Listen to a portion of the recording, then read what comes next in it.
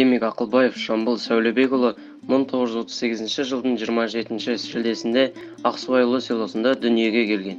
Жамбыл атамыздың балалық шағы Ұлы Отан соғысы жылдарымен тұспа-тұс келген. Әкесінің жұмысы бойынша Айғыржал колхозында тұрып, сол жерде бірінші сыныпқа барған. 1953 жылдары аудан орталығында емтихан тапсырып, Ақсуайлы селосындағы Ыбырай Алтынсарин атындағы мектепті тәмамдаған. Осы оқу орнында үздік оқушы ретінде 8 сыныпта комсомол қатарына қабылданып, 9 сыныпта мектептің бастауыш ұйымын басқарған. Міне, өмірді із қалдыру балақтан басталады деген ұғымның дәлелі. Мектептен дұрыс бой түзей білген, бүкіл саналы ғұмырын ғылым білімге, жастарды тәрбиелеуге жұмсаған атамыздың атын өшірмеу бізге берілген аманат. Ол кісінің көз тірісінде келер ұрпаққа мұра етіп қалдырған еңбек кітаптары, ғылыми жұмыстары, тіптен сұхбаттары мен видео мағлұматтары сақталған.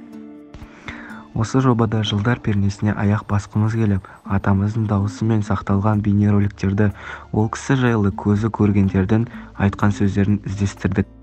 Біз білетіндей, ол кісінің ғылым жолына қосқан үлесі үшін бірталай алған марапаттары бар.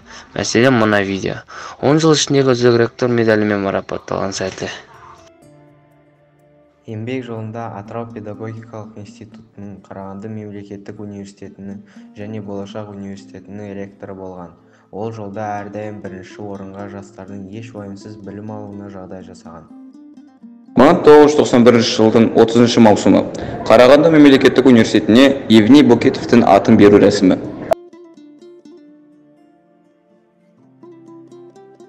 Келесі бейнежазбада Жамбыл Ақылбаев ауылымызда өткен концерттен кейін ақын Дидар Камиевпен. Дидарды бағана көріп отырып, мен концертін тыңдадым, жаңада өлеңін тыңдап отырып, енді анандай назбенен анандай әндерді айтып отырғаны, және өте қиын орындалатын дүниені орындап отырған бала, ол басы терең бала, түбінде ол баладан бірдеңе шығады.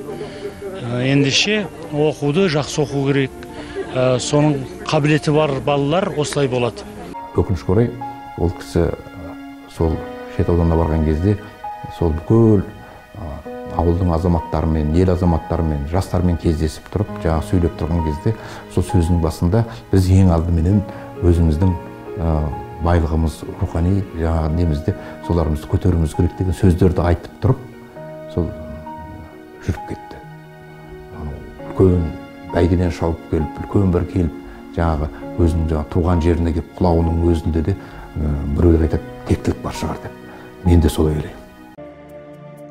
Артық сөзсіз, осындай ерен азаматтың өлкесінен біз де бастау алып жатқанымызға қуаныштымыз деп айтқымыз келеді.